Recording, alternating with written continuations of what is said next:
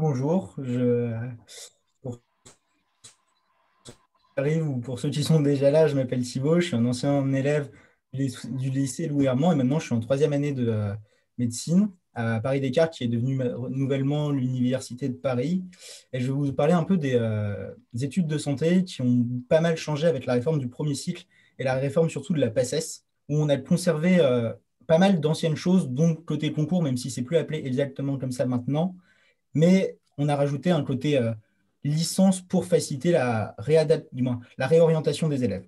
Et ça se développe du coup en deux programmes, la PASS et la LAS, qu'on va voir. Je vais aussi parler avec vous de choses plus concrètes pour la première année qu'on se pose tous. Est-ce qu'on s'inscrit dans une prépa privée ou est-ce que le tutorat de l'université suffit? Déjà, il y a des tutorats dans les universités, on n'est pas toujours au courant. Comment choisir son université? Parce qu'on ne la choisit pas au hasard, c'est en fonction de la carrière qu'on veut avoir, de sa proximité. Après, les méthodes de travail, ça paraît un peu vague dit comme ça, surtout que vous devez déjà avoir la vôtre, mais les méthodes de travail, c'est quelque chose qui nous est propre, c'est quelque chose dont on a besoin, on doit expérimenter pour les trouver.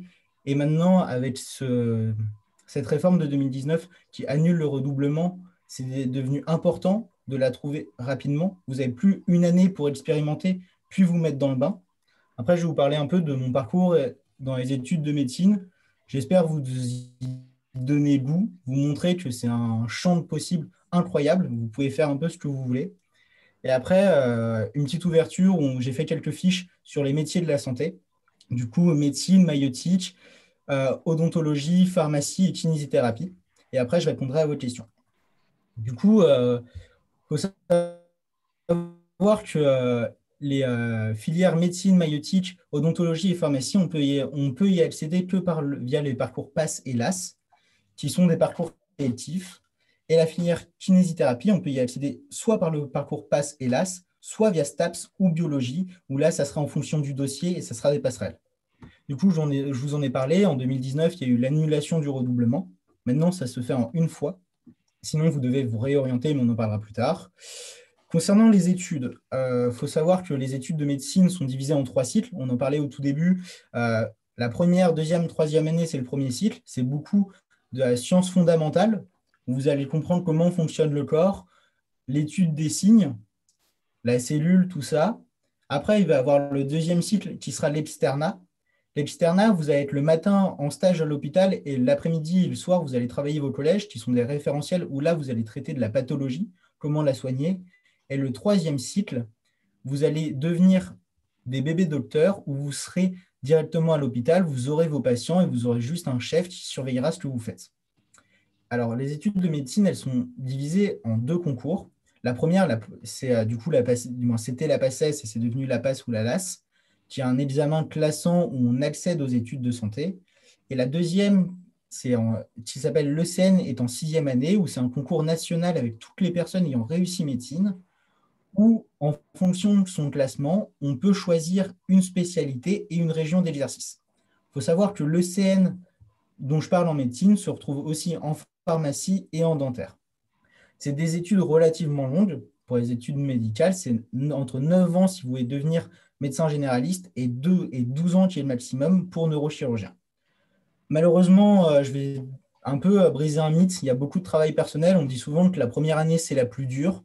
C'est vrai, parce que vous avez le stress de passer ou pas, mais après, ça reste des études où vous avez toujours énormément de choses à apprendre. Quand vous avez fini de réviser, bah, vous repartez pour un tour parce que vous avez forcément oublié des choses ou il y a des choses avec lesquelles vous n'êtes pas totalement à l'aise. Et ce n'est pas facile, ça demande beaucoup de rigueur. Mais il faut savoir que les études de santé en général, ça ouvre des perspectives européennes et mondiales. Vous avez la chance d'étudier en France et à partir de là, vous aurez un diplôme européen quand vous serez diplômé. Et via ce diplôme européen, si vous étudiez dans une fac en France, généralement, on est très bien coté. Vous pourrez exercer partout. En Europe, vous n'avez pas besoin de passer de formation en plus.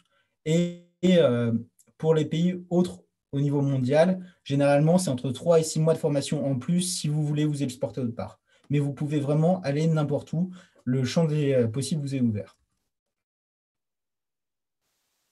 Du coup, maintenant, on va parler un peu de la passe. La passe, il faut savoir que c'est né de la réforme du premier cycle.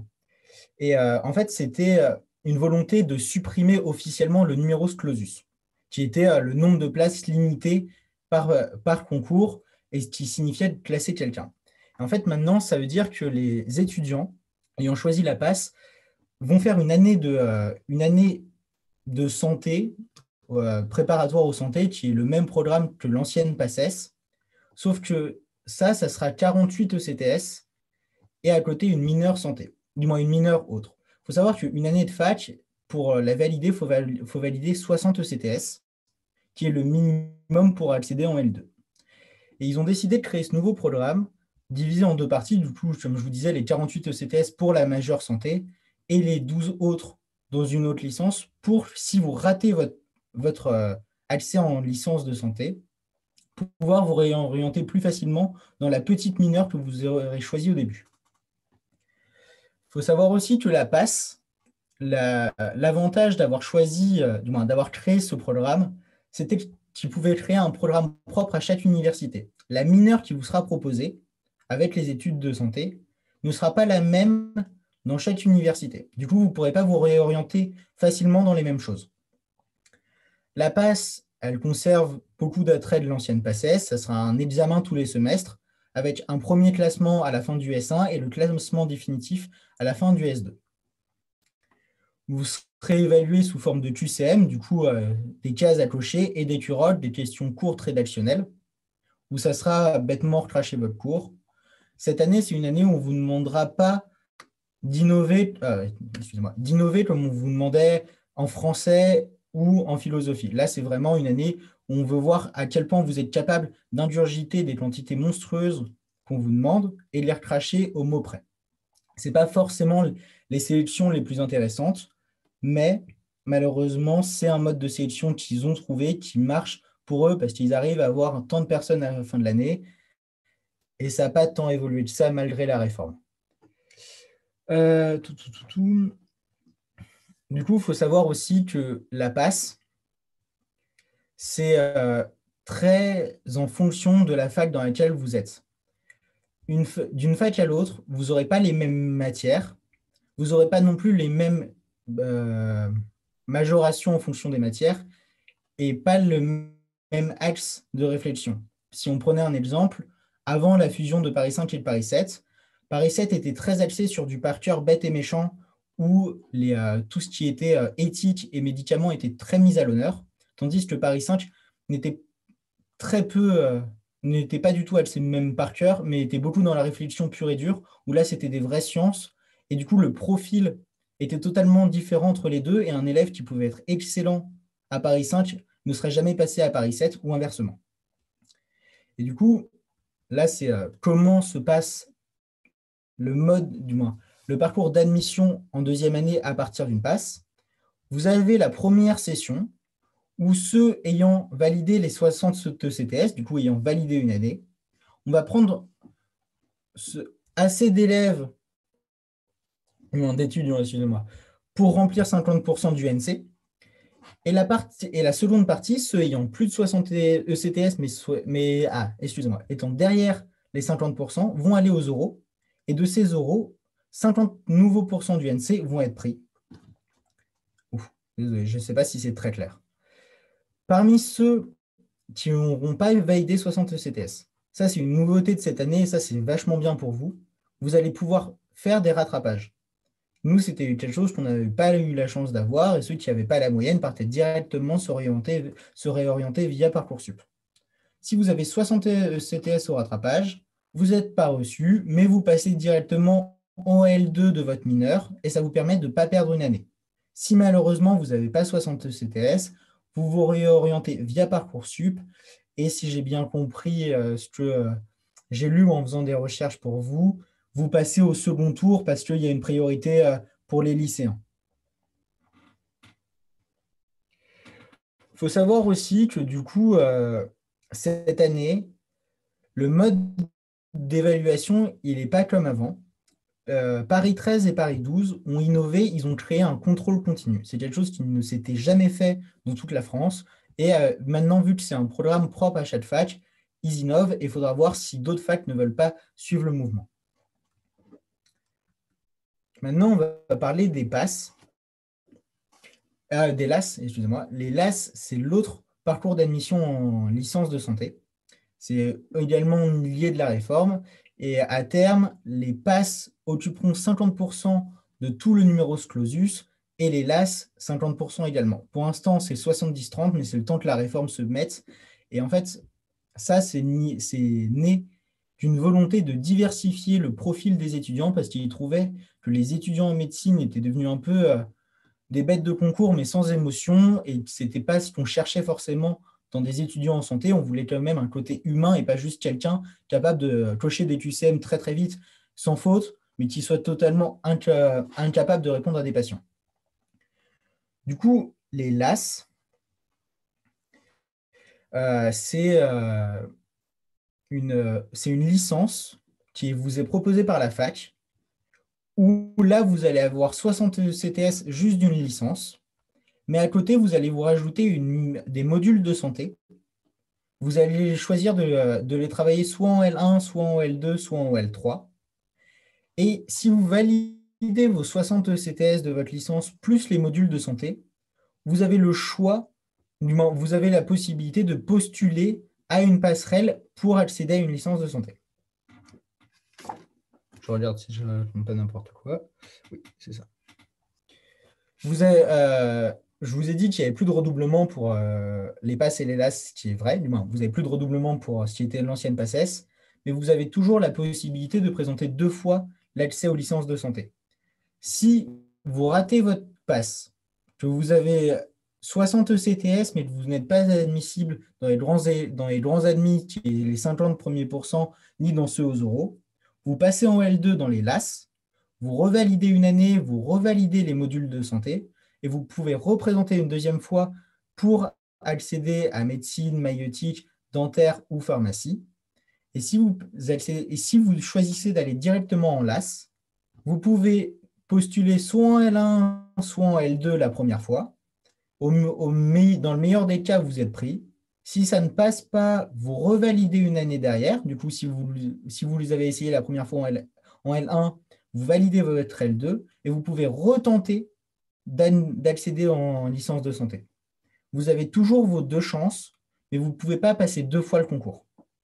Il faut savoir que en LAS, vous serez départagé. C'est un classement, malheureusement. Ce n'est pas dit officiellement par le ministère de l'Éducation supérieure, mais c'est un classement. Vous serez classé sur les modules de santé.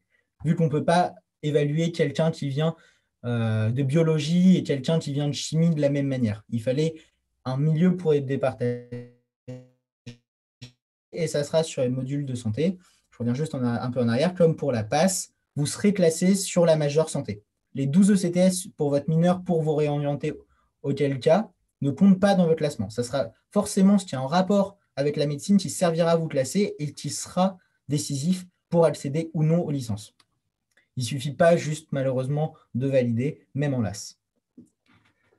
Les modalités de LAS, là, du moins, ils ont créé la LAS, excusez-moi, dans l'idée d'ouvrir toujours les profils et de pouvoir proposer cette admissibilité en études de santé à plus d'élèves.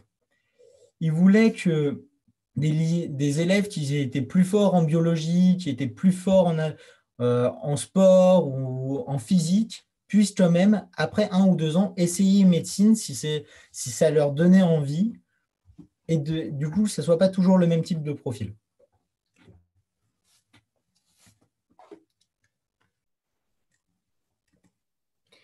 Et du coup, là, c'est les modes d'admission. Du coup, c'est ce que je vous disais, il faut valider les 60 CTS. Les nombres de places, généralement, pour les numerus clausus, sont fonction des besoins territoriaux. Bon an, mal an, ça fluctue d'une dizaine de places par année, même si en ce moment, avec les tutorats, on essaye de militer pour ouvrir ces numerus clausus, mais je pense que vous serez beaucoup plus vieux quand on arrivera à quelque chose, malheureusement. Du coup, c'est ça vraiment ce qui est important. Les LAS, c'est un profil beaucoup plus polyvalent. Ce n'est pas forcément des gens qui sont que très scientifiques. Vous pouvez être plus littéraire, plus philosophe et quand même pouvoir accéder aux études de santé. Bougez c'est pas, je plus crois qu'il y a une accessible. question. Je crois qu'il y a une Je question de Colline. Désolé, attendez.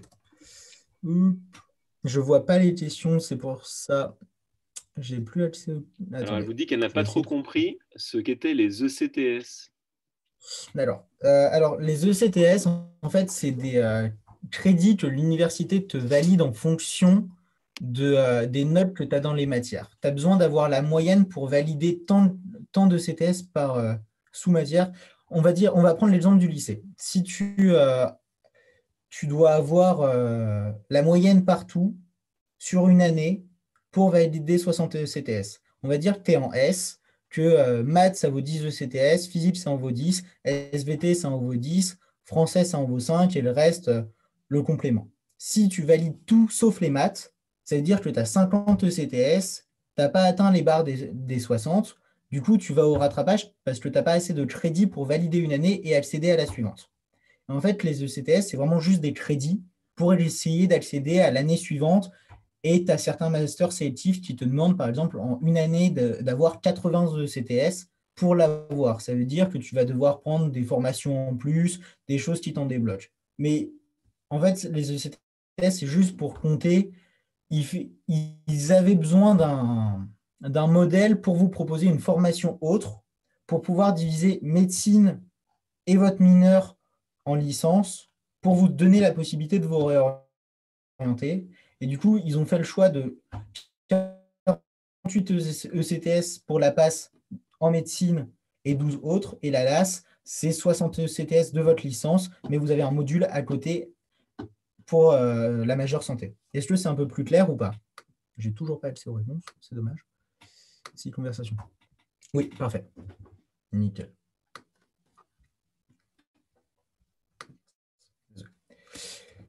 Du coup, tutorat, et là, c'est. Attendez, désolé. J'ai mes petites notes à côté. Les avantages de la LAS, du coup, ce que je vous disais, c'était des profils plus polyvalents. Vous avez un an pour vous mettre dans le bain. Quand on reprend ce schéma-là, si vous n'êtes pas extrêmement bon au lycée, ce qui est totalement possible et personne ne vous en voudra parce que le lycée, ce n'est pas forcément le moment où on arrive à se mettre toujours dedans, bah, vous avez une L1 pour vous habituer au rythme de la fac, pour voir ce que c'est, pour trouver votre rythme, pour mieux vous connaître aussi, et avoir la L2 et la L3 pour par la suite candidater à une accessibilité en licence de santé. Alors que la passe, vous arrivez directement dans le grand bain. C'est comme si on vous lâchait au milieu de la mer et maintenant tu apprends à nager. Vous avez du coup aussi beaucoup de formations qui sont variées. Vous avez plein de licences possibles auxquelles on peut rajouter des modules de santé. Si par exemple vous étudiez, vous hésitez entre physique et médecine, vous faites une licence de physique, vous rajoutez des modules de santé, ça passe pas en médecine, bah, vous êtes quand même dans une licence qui vous plaît. Euh, Ça permet du coup aussi de sécuriser sa place en licence, parce que c'était le problème avec les réorientations par le passé. Vous n'aviez pas toujours accès à la licence en réorientation, même si vous aviez la moyenne, parce que c'était en fonction des places disponibles. Et si toutes les places étaient prises, bah, vous ne pouviez pas vous réorienter. Et ça a posé énormément de soucis par le passé. Et vous avez aussi une très grande autonomie sur les modules de santé.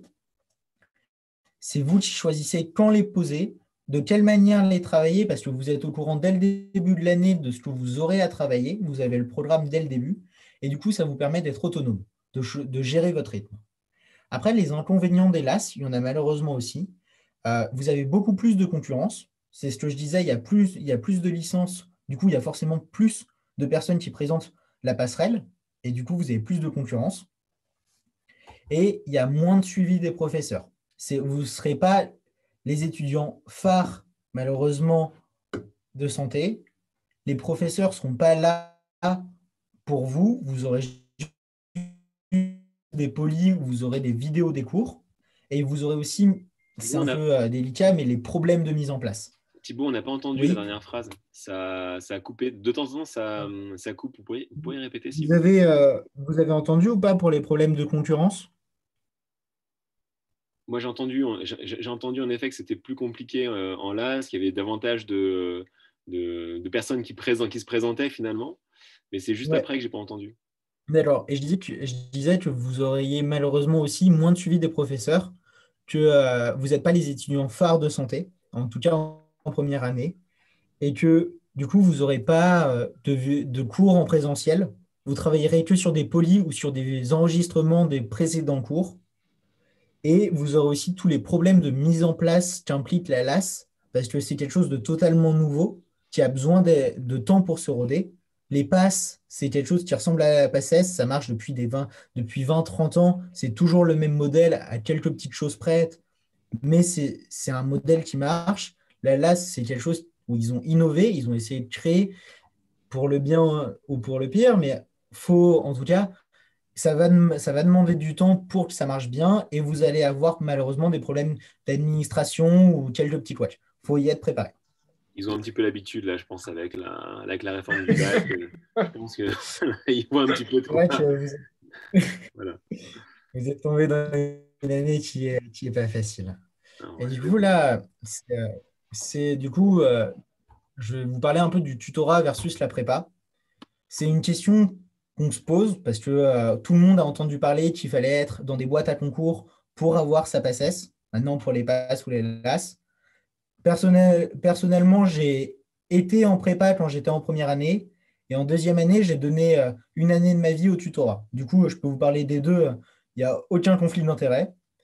Alors, le tutorat, il faut savoir que toutes les facs de santé ont un tutorat, plus ou moins bien, mais elles en ont tout un. C'est une offre qui est presque gratuite. Généralement, l'adhésion, elle est autour de 10 euros dans l'année et vous avez accès à tout. Je vous détaillerai plus tard les supports qui sont proposés. Il est géré par un groupe d'étudiants bénévoles qui ont réussi leur première année. S'il y a tous les profils, il y a beaucoup de médecine parce que c'est là où on a le plus de temps, mais vous avez des gens en pharmacie, des gens en dentaire, maïeutique un peu, pas mal de kiné. Du coup, vous avez vraiment tous les profils et vous pouvez poser toutes les questions. C'est super riche. Vous avez un accompagnement pédagogique et moral que vous n'aurez pas dans les prépas. Les prépas, pour eux, vous êtes des clients. Vous venez, vous passez vos entraînements, vous repartez. Et ils ne sont pas là pour faire, entre guillemets, du service après-vente. Ils ne seront pas là pour voir si vous allez bien, pour répondre à vos petites peines quand ça ne va pas. Alors que le tutorat, si. Généralement, ils font un service de parrainage où un année sup prend votre numéro, vous envoie des messages, essaye de vous suivre tout le long de l'année, voir si votre morale baisse pas, vous donner des petits tips. Ils sont vraiment là pour vous. Il faut savoir que le tutorat a aussi du moins, a pour objectif premier de promouvoir l'égalité des chances. Une prépa, c'est cher. C'est très cher maintenant. Du moins, les prix ont augmenté. C'est aux alentours de 5 000, 6 000 euros l'année en fonction de là où vous êtes. Et pour y être passé au tutorat, c'est quelque chose qui ne nous semble pas normal. Pour nous, les études de santé, c'est quelque chose que tout le monde devrait pouvoir présenter et devrait avoir les mêmes chances de réussite. Et du coup, c'est ça le but du tutorat, c'est un peu de combler l'écart entre ceux ayant une prépa et ceux n'en ayant pas. Après, il faut être objectif. Le tutorat, c'est quand même des élèves. Ben, c'est des étudiants qui ont réussi, certes, leur première année, mais on n'est pas parfait. Il y a des choses qu'on ne sait pas faire. On n'a pas reçu de formation pour enseigner. On apprend sur le tas. On ne sera jamais aussi bon que les professeurs que là vous avez au lycée ou avant ou pendant les cours. On fait du mieux qu'on peut, mais il y aura forcément des erreurs, des choses qui ne seront pas claires. C'est comme ça. L'avantage du tutorat, c'est également qu'ils ont le soutien des professeurs et de la faculté. Une prépa ne peut pas avoir le soutien des professeurs ou de la faculté, sinon il y aura un vice de forme et il pourrait se faire attaquer en justice parce que du coup, là, il y aura une vraie rupture de l'égalité des chances si les prépas avaient des infos en plus sur le concours ou quoi. Le tutorat, si, parce qu'on est rattaché à la fac. Du coup, on peut avoir les programmes en plus, on peut s'y préparer et c'est l'avantage du tuto par rapport à la prépa. Et dans les nombreux supports proposés, il y a des examens blancs, vu que ça ne s'appelle plus des concours blancs, il y a des séances de correction d'exercices, il y a des fiches supports qui sont proposées. Pas pour tout, malheureusement, mais généralement pour les chapitres compliqués, il y a aussi de la vie événementielle, il y a de la vie étudiante, des goûters, bon, quand malheureusement c'est possible, mais on essaye de faire vivre la fac, que ça soit le plus facile pour vous et d'être à peu près complet. Après, on a des lacunes et la prépa, on a a d'autres points que le tutorat n'a pas. La prépa, c'est un cadre quand même qui est beaucoup plus scolaire. Vous avez des séances quasiment toutes les semaines d'exercice avec un professeur qui est là pour vous, qui est un professeur de fac, évidemment pas de la fac en question, mais du coup qui est globalement très bon et ça vous permet de vous rapprocher du lycée. La fac, c'est compliqué parce que vous êtes totalement autonome et c'est à vous de vous gérer, de vous dire bah, non, là, je ne vais pas regarder une série ou je ne vais pas dormir, mais il faut que je travaille. Et ce n'est pas facile à faire. Moi, en tout cas, pour moi, ce n'était pas facile à faire parce que je n'avais pas forcément au départ beaucoup de rigueur. Et la prépa, ça vous force à en avoir une. C'est leur gros point. Il y a un suivi plus régulier aussi. Ils proposent plus d'examens parce que c'est des gens qui sont payés à faire, du moins qui ne sont payés qu'à ça, à vous faire des supports, à vous faire des concours. Au tutorat, c'est des étudiants qui ont les études à côté. Du coup, ils ne peuvent pas vous sortir autant de supports, malheureusement, dans l'année. Il y a plus de professionnalisme. Encore une fois, c'est des gens qui sont payés pour ça. Ils n'ont pas le droit à l'erreur. Et c'est les prépas, malheureusement, ça marche depuis pas mal d'années aussi. Et ils sont rodés, ils savent comment ça marche. C'est un prix conséquent, encore une fois, 5 000 ou 6 000 euros l'année. Malheureusement, tout le monde ne peut pas se le permettre. Des classements représentatifs, j'ai mis ça, oui et non. C'est représentatif parce que beaucoup de monde y va.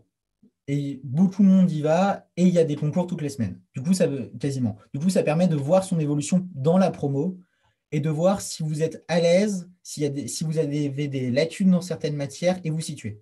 Le tuto vous proposera aussi des examens vous permettant de vous classer, mais il y en a à peu près 3 dans le semestre, du moins 3 par matière dans le semestre. C'est déjà pas mal, mais ce n'est pas forcément énorme.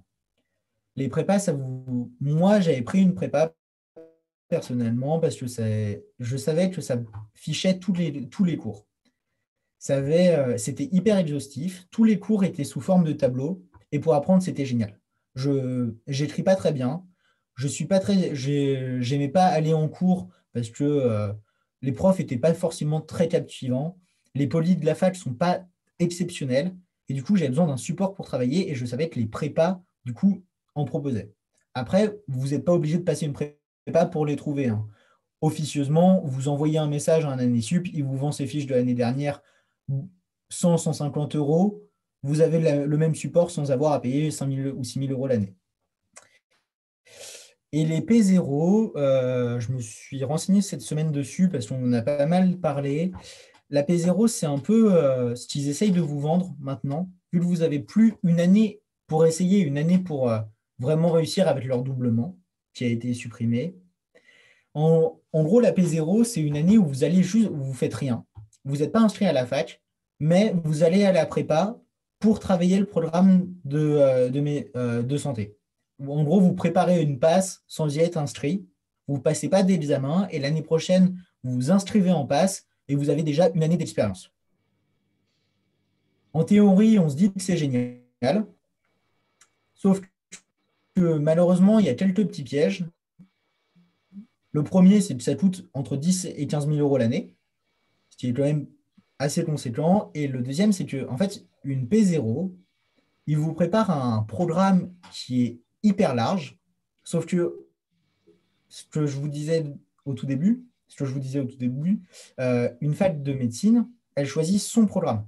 Ça ne peut pas être hyper large, ça sera hyper spécifique. Si on ne peut pas vous faire bosser autant la réflexion que le par cœur, que l'anatomie, que c'est pas possible. Et en fait, du coup, vous allez apprendre plein de trucs pendant une P0 et il y a 15-20% qui vont réellement vous servir. Mais l'avantage, vous allez avoir trouvé une méthode de travail et vous allez mieux vous connaître. C'est à vous de voir. Moi, personnellement, je ne le conseille pas. Je pense que c'est beaucoup de temps de perdu, beaucoup d'énergie surtout, de perdu pour au final arriver dans une année qui ne vous correspond pas beaucoup, déjà épuisé. Ah, j'ai peut-être un message. Oui, c'est fatigant pour rien, tout à fait.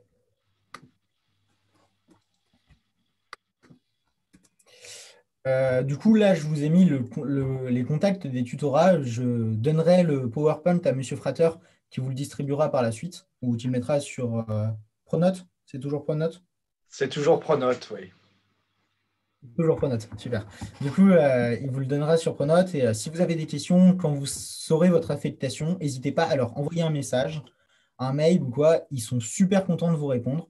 C'est des gens qui font ça par passion parce que c'est énormément de travail personnel. Mais vraiment, aider les gens, c'est incroyable. Et on sera tous, je parle pour les 7, du moins les 6 universités maintenant, on sera tous hyper heureux de vous répondre et de pouvoir vous aider. Alors, les universités d'Île-de-France. Je regarde juste où j'en suis. Alors, là, c'est juste pour avoir à peu près le plan géographique avec la disposition des différentes facs par rapport à où vous habitez. Après, généralement, vous êtes tous au lycée Louis Armand. J'imagine que vous habitez tous dans le 95. Du coup, les plus proches, ça sera maintenant l'Université de Paris qui regroupe Paris 7 et Paris 5 et Bobigny. Attendez, juste avant sur ça, il faut savoir que pour l'Université de Paris, il y a une partie rive gauche et une partie rive droite. Si vous êtes admis à l'Université de Paris, vous avez la possibilité de choisir votre site d'enseignement. On ne vous impose pas d'aller à l'autre bout de Paris si ce n'est pas le plus pratique pour vous. Parce qu'il y a des gens qui seront rive gauche, qui seront bien heureux de ne pas aller à Bichat ou Villemain et qui préféreront Descartes. Alors, comment choisir son université? Ça, pour moi, c'est vraiment le gros piège quand on choisit sa première année. C'est la proximité géographique, c'est vrai, mais vous avez dû le voir cette année. Maintenant, les cours, ça se passe sur Zoom. Ça se passait déjà sur Zoom à mon année et j'ai déjà l'impression d'être un dinosaure. Mais maintenant, c'est vrai partout. Les cours sont enregistrés. Du coup, si vous habitez loin de votre fac, ce n'est pas forcément gênant parce que vous allez pouvoir travailler depuis chez vous. Vous allez pouvoir. Le seul truc qui serait un peu dommage, c'est si vous avez pris une prépa parce que les prépas sont à côté des facs ou le tutorat qui est dans la fac. C'est les seules raisons pourquoi ça sera dommage si c'est moi. Le cursus, les matières prédominantes en première année et les coefficients, c'est ce que je vous disais. On n'est pas tous égaux dans les universités. Paris 6, c'est des monstres sur l'anatomie. Paris 7, c'était des monstres en éthique et en par cœur. Nous, on était juste très bons en sciences. Chaque fac a son domaine de prédilection et ça, c'est prédominant pour réussir sa première année. Il faut que vous soyez assez grand pour savoir là où vous êtes fort. Et si ce n'est pas le cas, n'hésitez pas à en parler à vos professeurs. Vous avez Monsieur Frater et Monsieur Jean-Charles ici, je suis sûr, ils seront d'accord. Si vous avez un doute, vous allez leur en parler, vous posez la question, ils seront heureux de vous aiguiller vers là où vous devriez aller. Pour les sciences, c'est pas vers moi qu'il faudra aller, hein, clairement. C'est très gentil, Thibaut. Hein, il y a d'autres collègues qui, en effet, sauront tout à fait les conseiller. Il n'y a pas de souci, je pense. Du coup, l'apprentissage préférentiel, c'est ce que je vous disais. Est-ce que c'est du par cœur? Est-ce que c'est de la réflexion? Aussi, quelle matière vous préférez ou vous seriez les plus à même de préférer? Les hôpitaux rattachés, là, je vous demande, là, ce n'est pas que pour la première année, c'est pour plus tard. Si vous visez dentaire, pharmacie ou médecine principalement, vous allez avoir des stages à faire. Et la qualité de ces stages sera malheureusement hyper dépendante des hôpitaux dans lesquels vous serez. Et c'est un peu malheureux à dire, mais toutes les facs ne se valent pas sur ça. Globalement, celles qui ont les meilleurs stages, parce qu'elles ont les plus grands hôpitaux, c'est maintenant l'Université de Paris qui rattache Cochin, Necker et l'hôpital européen Georges Pompidou et Paris 6 avec la RIB. Les hôpitaux, c'est prédominant quand vous vous projetez sur plus tard que la première année. Il y a les PASS et les LAS. Quelles licences proposent les différentes facs? Parce que toutes les facs ne proposeront pas les mêmes licences. Et il faut quand même se dire que c'est une année qui est compliquée, c'est un concours, il y a une sélection et on n'est pas tous sûrs de passer. Du coup, il faut quand même préparer son après si on ne passe pas. C'est dur à dire, mais il faut le faire. Parce qu'il y a plein de gens qui ne passent pas et ça serait dommage que vous vous retrouviez dans une licence qui ne vous va pas parce que vous vous êtes dit, je suis sûr que ça passera cette année et malheureusement non. Et les débouchés, ça c'est plus pour les gens qui veulent faire de la recherche. Je sais qu'il y a pas mal de gens en médecine qui veulent faire de la recherche. Toutes les facs n'ont pas pareil le même parcours de recherche. Je sais que surtout l'Université de Paris prépare à la recherche, prépare à intégrer l'ENS.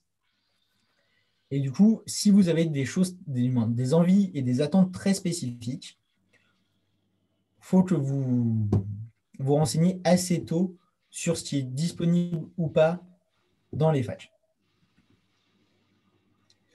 Et du coup, pour aller un peu plus loin, les études du coup, de santé dans les autres régions, ça peut être un bon plan dans le sens où généralement le niveau est un peu plus faible. Par contre, qui dit une première année un peu plus faible et un niveau un peu plus bas, dit que pour la sixième année, malheureusement, le niveau est toujours plus bas parce que chaque année, il y a un classement des facs qui est fait et les Parisiennes sont devant et le reste de la France est un peu derrière, à part quelques grandes villes. Et du coup, si vous avez de grandes ambitions, que vous voulez faire neurochirurgien à Paris, ça sera plus compliqué si vous partez dans d'autres régions de Paris que si vous êtes sur Paris même. Parce que l'ambiance et, entre guillemets, l'idée d'élitisme ne sera pas le même. Thibaut? C'est horrible à dire, mais à Paris, il y a quand même un peu cet orgueil de chaque année, on se bat entre facs pour avoir le meilleur classement. Et du coup, ça tire toute la promo vers le haut.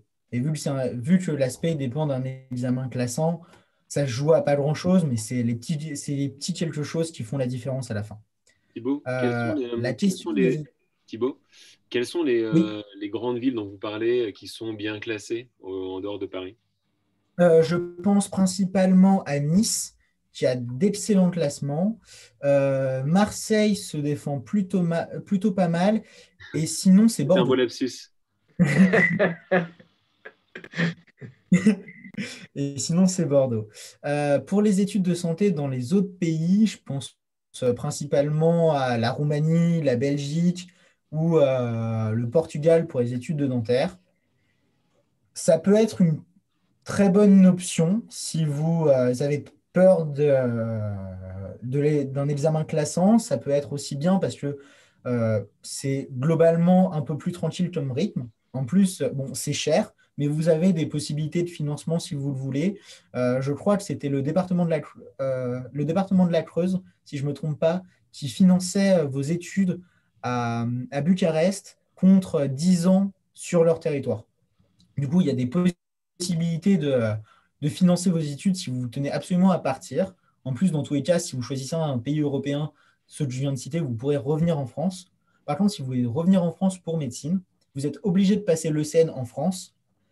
Et malheureusement, le niveau dans les autres pays de l'Europe, moi, je pense surtout à la Budapest, le niveau est très faible et vous ne pourrez pas prétendre à une très grande spé. C'est horrible à dire, mais c'est les classements qui nous prouvent ça tous les ans, ou c'est les 1000 derniers qui généralement viennent un peu de partout. Les choix de parcours de recherche, c'est ce que je vous disais. En fonction des facs, vous pouvez postuler à l'ENS, qui est quelque chose d'extrêmement prestigieux si vous voulez faire de la recherche. J'ai des amis qui y sont, et c'est Budapest, génial. Hongrie, pardon. Budapest, Hongrie. Hein, que je ne dise pas trop de Hongrie. bêtises quand même. C'est en Hongrie, oui, Je me dis, effectivement. comme c'est enregistré, Monsieur Frater, on effacera ça, s'il vous plaît. Et oui, mais je sais très bien. C'est gentil. En fait, à Budapest. Je me tais. Pas de problème, je couperai au montage. C'est gentil. Et du coup, les différentes facs ne vous offriront pas les mêmes options durant votre cursus. Il y a des facs qui vous proposeront des Erasmus partout en Europe, qui vous proposeront, si vous trouvez vos stages, vous pouvez partir dans n'importe quel pays du monde. Du coup, ça, c'est quand même incroyable. Et moi, je m'étais aussi un peu renseigné sur ça quand j'avais votre âge, c'était la vie étudiante. Les études de médecine principalement, mais les autres études de santé, c'est des études qui sont quand même très longues. C'est des études où vous avez besoin de beaucoup travailler. Et ça fait un peu névrosé dit comme ça, mais vous avez aussi besoin de vous détendre et de décompenser et avoir une promo soudée et solidaire via de la vie étudiante. C'est important. Et c'est quelque chose qui vous permet de tenir jusqu'au bout parce que c'est vraiment des montagnes russes, les études de santé. J'ai oublié de vous en parler avant, mais il faut savoir qu'on dit toujours qu'un bac S, c'est nécessaire pour aller en médecine. C'est vrai, c'est mieux, mais vous avez le droit de devenir d'autres parcours. En plus, maintenant, il n'y a plus vraiment de S, L, ES, si j'ai bien compris. Il n'y a plus de filière, non. Il n'y a plus vraiment de filière, mais il faut savoir que vous pouvez arriver avec le profil que vous voulez. Si vous en voulez vraiment et que vous êtes juste déterminé à avoir ce que vous voulez, vous y arriverez. Vous êtes les propres acteurs de votre réussite et vous pouvez être brillant.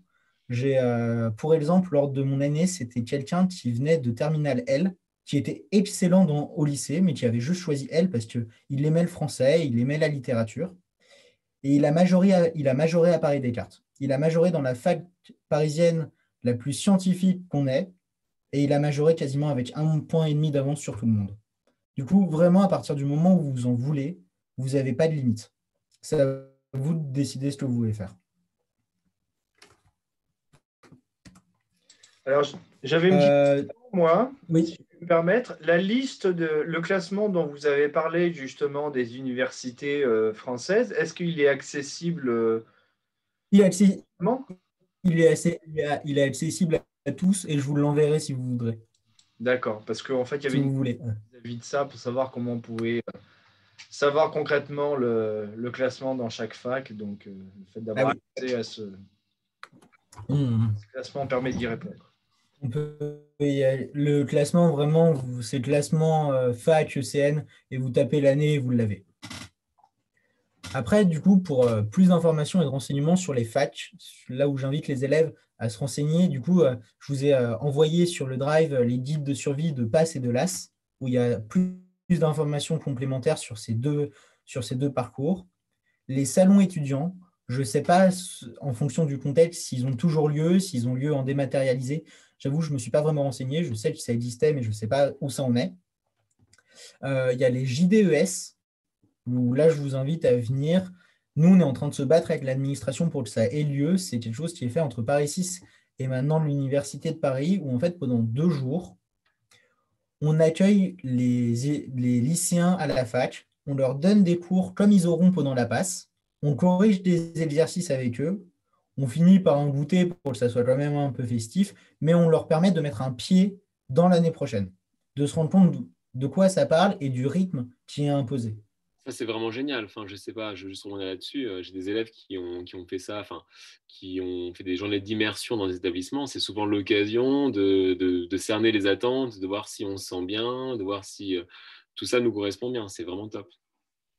Ouais, et puis aller en amphi, c'est quelque chose qui n'est pas inné et on ne se sent pas forcément toujours à l'aise. Là, pour l'instant, ils sont dans des classes de 35-36. Arriver dans un amphi ou dans une année normale, on est 600 et le professeur prendra jamais la peine d'apprendre un seul prénom, c'est pas la même chose.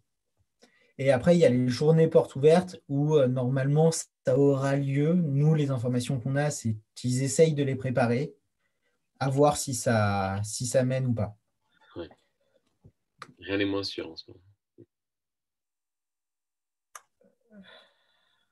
Du coup, euh, là, c'est ce que je vous disais, les JDS, on présente quand même la réforme, les différents tutorats, les filières, mais vraiment, c'est du boulot. C'est 2 jours assez intensifs, mais pour moi, c'est important et tous les retours qu'on a eus étaient très positifs l'année dernière parce que les gens ne se rendaient pas compte de ce que c'était forcément. Bon, Alors, pour les j'ai des questions. JDS, quelle démarche à faire? Ouais, j'ai vu, c'est gentil. Les démarches à faire, je pense que ça serait appeler les tutorats.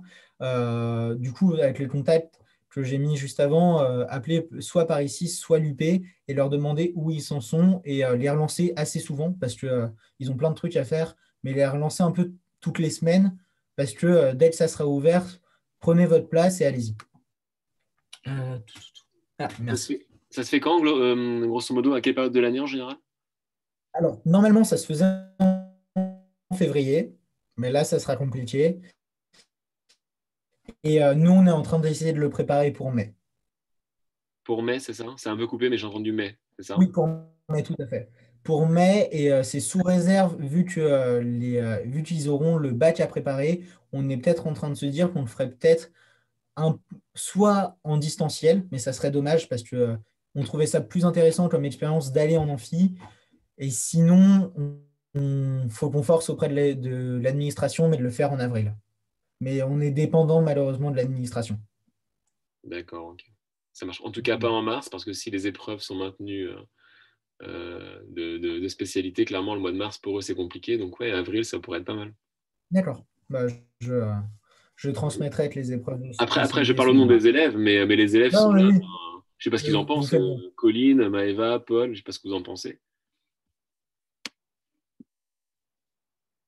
Mettez un mois.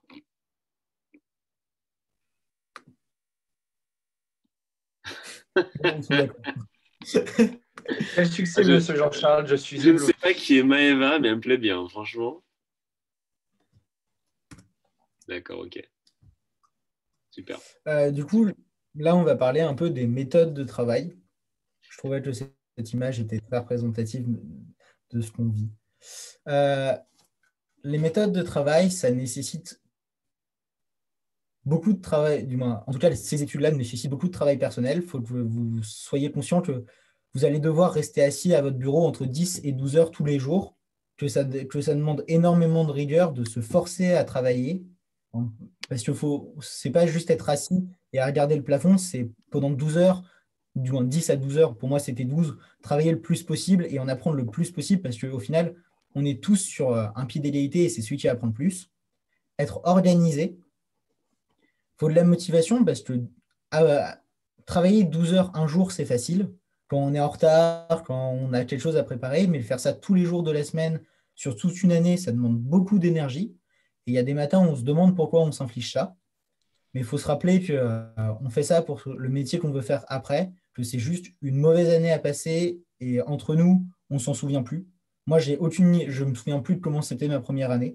Je l'ai totalement occulté parce que ce qu'on vit après, c'est génial. Et du coup, dès le lycée, cherchez votre méthode de travail. Cherchez-la, expérimentez-la, trompez-vous. C'est maintenant qu'il faut le faire. S'il y a une année qui est, entre guillemets, désolé mes anciens professeurs, pas très importante, c'est la terminale et plus généralement le lycée. Vos professeurs sont là pour vous relever s'il y a un problème. Si vous vous êtes trompé, si ça ne marche pas, vous pouvez leur demander des conseils. Vous n'êtes pas tout seul. À la fac, vous le serez. Là, c'est le moment où il faut voir si vous êtes plus à l'aise pour retenir quand vous écrivez, quand vous lisez, quand vous écoutez, si vous avez besoin de travailler debout, si vous avez besoin de... C'est à vous c'est à vous de voir. Il faut vraiment expérimenter et c'est sa méthode de travail. D'une personne à l'autre, c'est totalement différent. Moi, je sais qu'au tout début de ma première année, j'essayais de travailler avec des gens et c'est devenu pas possible parce qu'on n'avait pas du tout la même méthode. Ils aimaient travailler dans le bruit, j'aimais le silence le plus absolu. Je bouge quand je travaille, ils étaient immobiles. Chacun est différent et c'est à vous de vous trouver. Mais c'est différent de ce que vous faites actuellement. C'est pas la même chose qu'on vous demande au lycée et à la fac, mais c'est maintenant qu'il faut que vous commenciez à y réfléchir. Et du coup, pour la fac, les questions importantes, c'est déjà, est-ce qu'on va à la fac? Est-ce qu'on va en cours? Est-ce qu'on les écoute à la maison? Est-ce qu'on travaille sur des supports qu'on a rachetés? Est-ce qu'on travaille sur les supports de la prépa?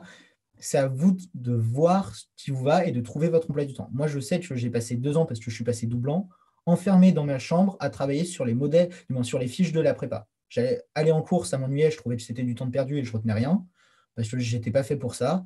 Et du coup, je lisais mes cours et je les surlignais et j'écrivais et j'étais enfermé chez moi. Quel endroit pour travailler? Pareil, ça c'est différent. Est-ce que vous êtes à l'aise quand vous travaillez à la BU, à la bibliothèque universitaire, en groupe, tout seul? Est-ce que vous êtes à l'aise pour travailler chez vous, dans votre chambre, dans votre salon? Est-ce que le cadre chez vous est propice au travail? Si vous avez 3 petits frères qui ont entre 5 et 7 ans, bah, ce n'est pas possible. Si vous avez des espaces de travail, si vous avez besoin de calme, si vous avez besoin de bruit, ça, c'est des choses que vous devez trouver maintenant, ou en tout cas que vous devez essayer de chercher maintenant, parce que c'est du temps que vous gagnerez pour la suite. Quel temps de sommeil pour être efficace? Ça paraît très bête comme une question, mais chacun est différent à nouveau sur ça. Moi, je sais que je suis un gros dormeur. J'ai besoin de 10 heures de sommeil par nuit pour être efficace la journée. C'est un minimum, sinon je ne sers à rien. Et j'ai des amis, 7 heures de sommeil, ça leur suffit. Mais sur ça, on n'est pas tous égaux et il faut que vous écoutiez quand même votre corps. Je ne vous dis pas de dormir 12 ou 14 heures par nuit parce que vous aimez dormir, mais faites-vous violence pour trouver le bon temps pour être performant sans perdre trop de temps de travail.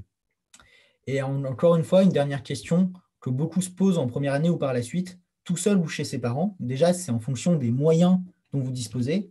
Il faut savoir que tout seul, ça a plein d'avantages parce que généralement, c'est aussi un peu le début de la vie.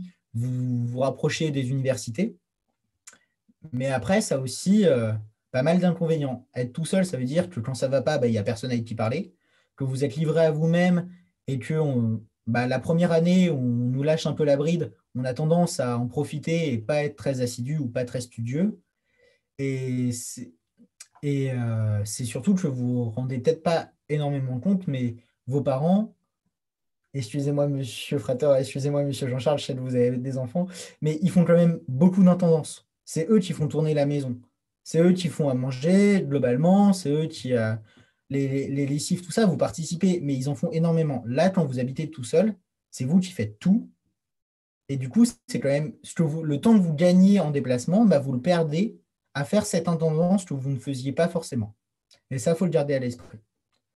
Après, il y a l'organisation de la journée, planning hebdomadaire, quotidien, heure par heure, liste de tâches à accomplir ou faire selon le feeling.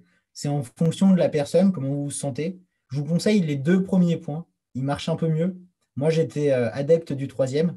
Je faisais un peu au petit bonheur de la chance en fonction de là où j'étais vraiment faible et j'arrivais à peu près à me jauger sur chaque cours. Mais je sais que être ordonné et savoir vraiment ce qu'on fait, c'est déjà très rassurant parce qu'on sait où on en est et c'est un gain de temps monstrueux. Parce que le matin, vous ne vous posez pas la question de aujourd'hui, je fais quoi comme cours. Aujourd'hui, vous vous levez, vous prenez votre agenda, vous regardez ce que vous avez à faire et vous êtes parti. Et après, cours à voir et à revoir, ça, vous pouvez déjà le faire aujourd'hui au lycée. La méthode des J, je vous laisse chercher sur Internet, mais globalement, c'est le jour 1, vous lisez un cours, vous le revoyez le jour 3, du coup 2 jours après, vous le revoyez le jour 7, puis le jour 21, et normalement, avec cette méthode, vous êtes censé vraiment l'avoir appris. Il y a les Anki. Les Anki, c'est des petites applications sur votre téléphone où en fait vous faites des fiches avec un mot et vous retournez et ça retourne la fiche et il y a une définition derrière et ça permet de s'interroger et au final de faire travailler sa mémoire de travail et de retenir les choses. Et sinon, la méthode que vous utilisez généralement, c'est la méthode de révision classique sur des notes, sur des fiches qu'on relit, qui marche aussi. Mais tout ça, vraiment, tout ça, c'est à vous de le trouver, c'est à vous de vous poser un jour et de réfléchir à comment je suis et de quoi je suis capable. Question. Ah, c'est mince. Non, c'est des super conseils, ça, c'est génial parce qu'il y a une partie qui est basée sur des neurosciences et puis il y a aussi le feeling, quoi, ceux avec quoi on est à l'aise. Donc je pense qu'il y a clairement des choses qu'ils maîtrisent déjà et puis d'autres qui méritent d'être approfondies ou découvertes.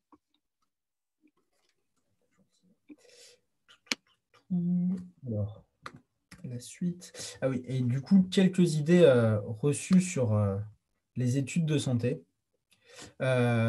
Impossible de passer, c'est faux. C'est vraiment à vous de vous créer votre propre opportunité. Personne ne vous fera de cadeau, soyez-en sûrs, mais rien n'est fermé.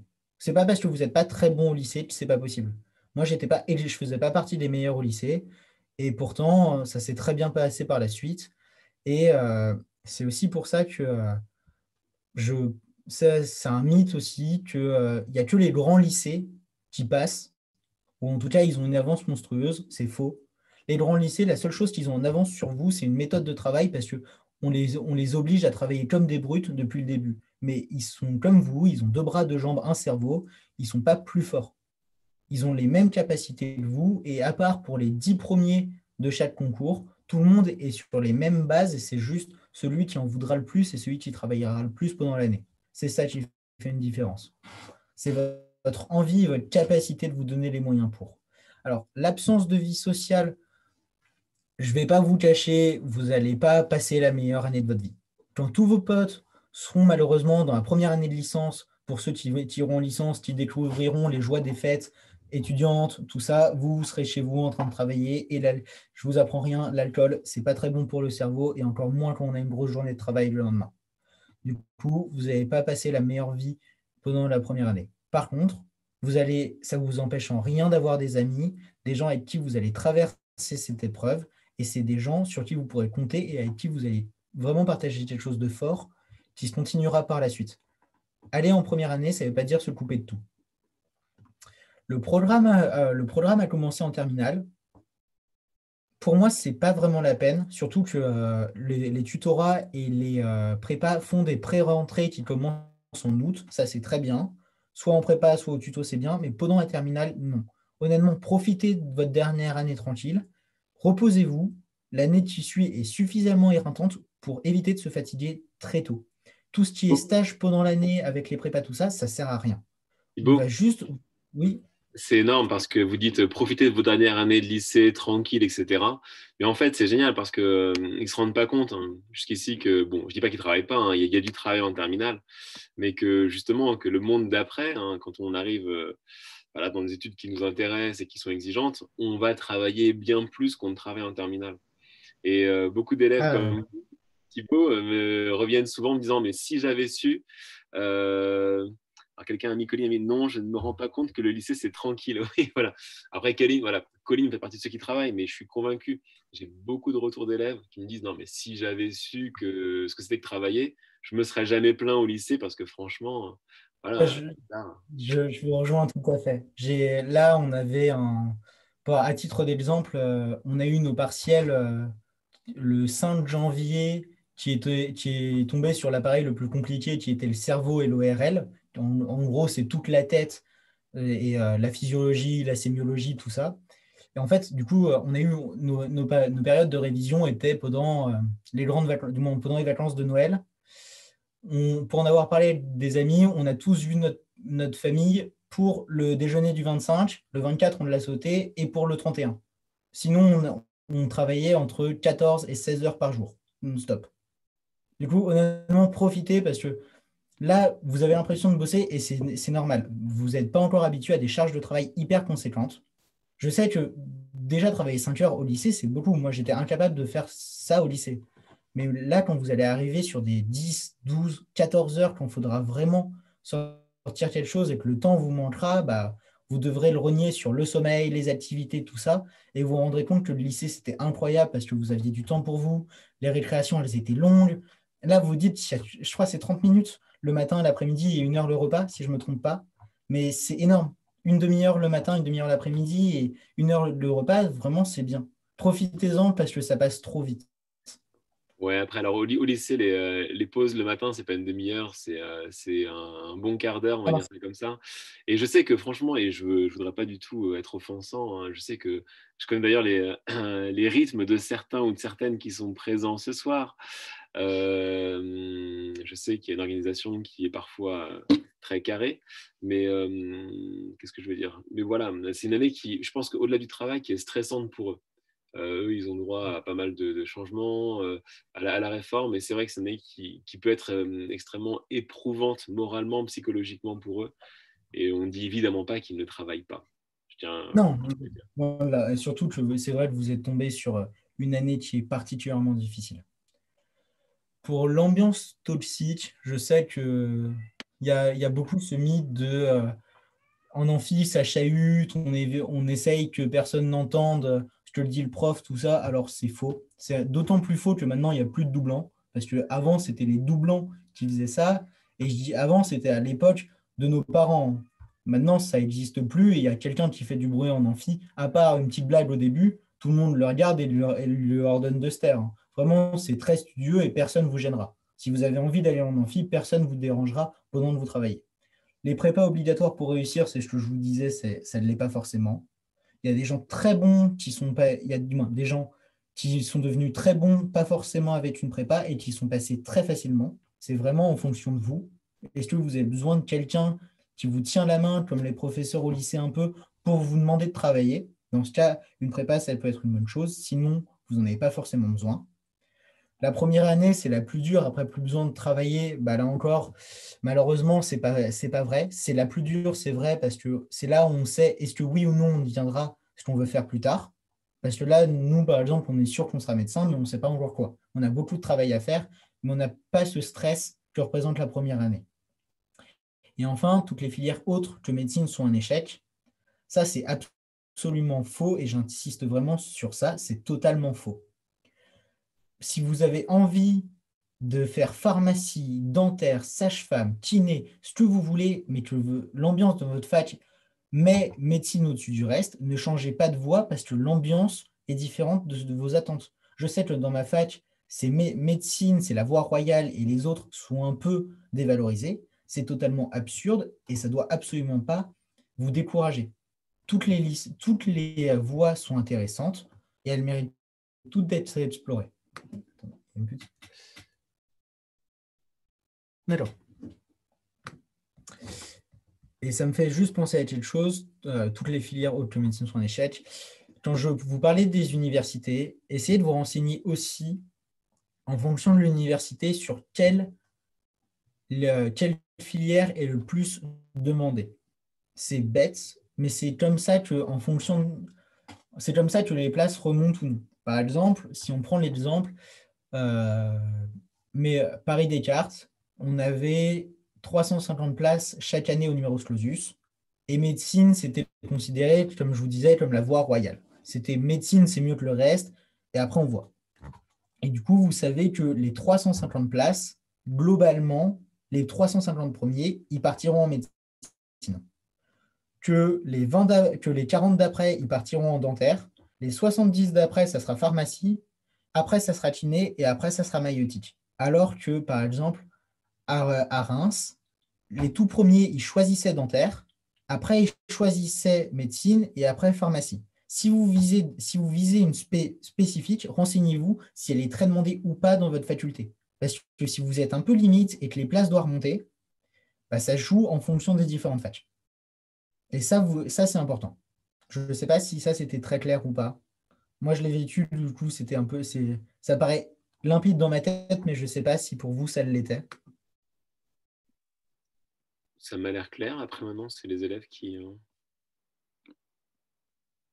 Colline, Maëva, Paul, c'était bon? Colline a mis oui. Bon, bah, parfait.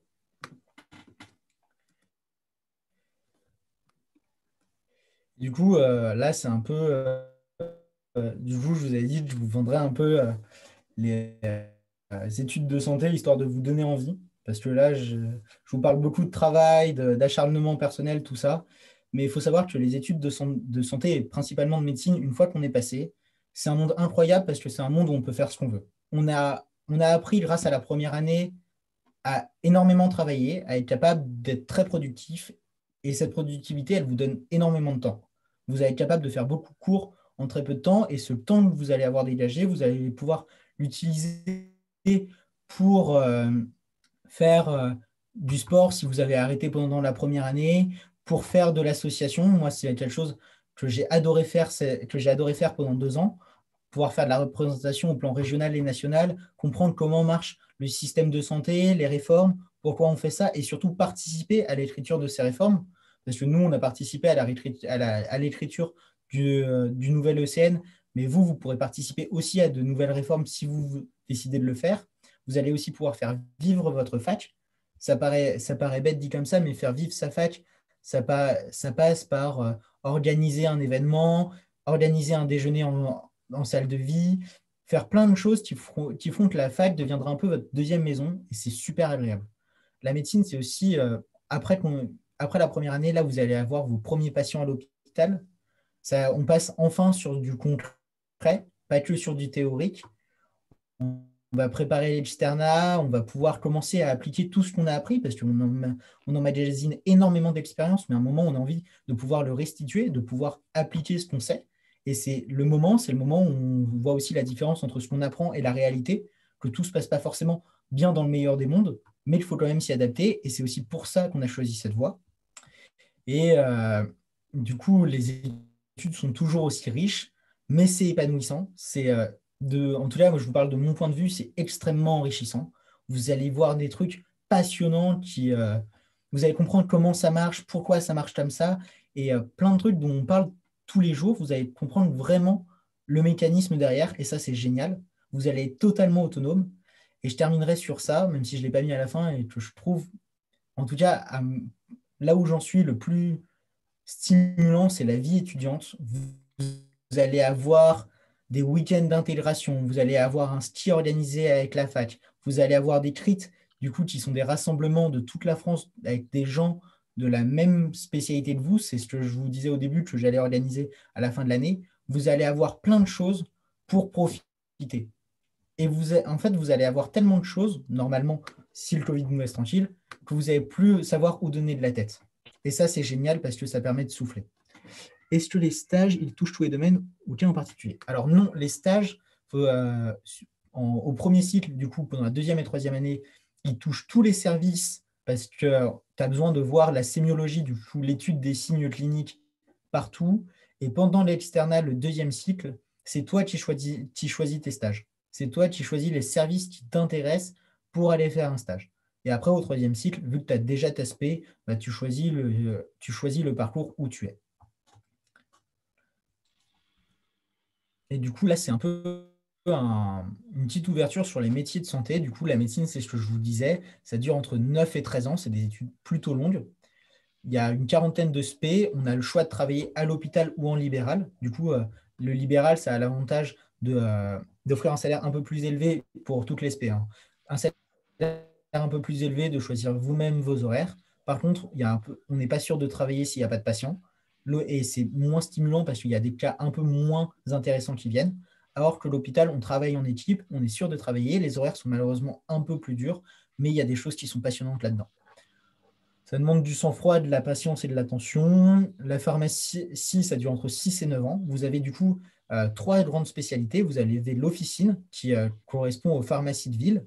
Vous avez l'industrie, du coup l'industrie pharmaceutique où vous allez créer des nouveaux vaccins, des nouveaux médicaments. Et l'internat, où l'internat c'est sur un concours, l'ECN, mais en pharmacie, qui correspond à être pharmacien à l'hôpital. Où là, vous allez vous-même créer les médicaments dont auront besoin les patients. Il faut être très polyvalent, il faut travailler en équipe et il faut être assez bon en chimie. En tout cas, ça s'apprend.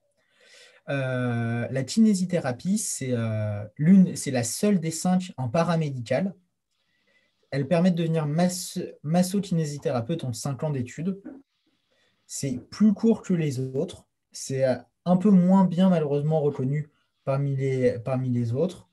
Il y a beaucoup d'avantages. Vous êtes très vite dans le concret. Vous avez très vite des grands stages et vous avez beaucoup de patients. Le point un peu plus gênant en kinésithérapie et qu'on essaye de faire évoluer, c'est que le salaire n'est pas forcément en accord avec les études. Ce n'est pas le seul métier comme ça, mais parmi les autres, il y a une vraie différence et on essaye de faire évoluer ça. Maïotique, du coup, sage-femme, là, vous avez encore une fois la possibilité de travailler soit à l'hôpital, soit en libéral. Il faut être très empathique, il y a un grand relationnel à avoir avec les clients, parce qu'au final, c'est vous qui allez accompagner les femmes sur toute la grossesse. Et enfin, l'odontologie dentaire, c'est 6 à 9 ans d'études. Pareil, là, vous avez orthodontie, médecine bucco-dentaire, et sur un concours, le CN, chirurgie orale, qui demande 3 ans de plus. Et là, c'est un métier assez manuel. Bah, je ne vous fais pas de dessin, vous êtes tous normalement allés chez le dentiste. Allez voir dans la bouche des gens, faire les détartrages, tout ça, ça demande d'être à l'aise avec ses mains. Et enfin, du coup, voilà, c'est des remerciements. Merci à M. Frater d'avoir initié le projet. Merci à Lucas, qui est le responsable matière en orientation et réorientation dans notre ancienne association qui a évolué avec la fusion. Et voilà, je vous remercie de votre attention.